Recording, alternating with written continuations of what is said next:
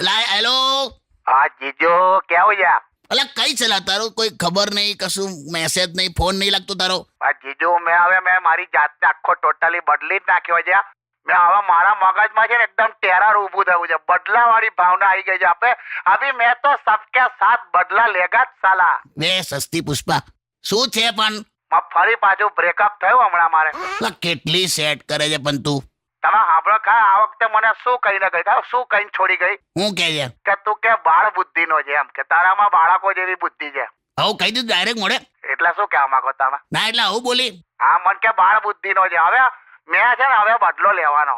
કઈ રીતે?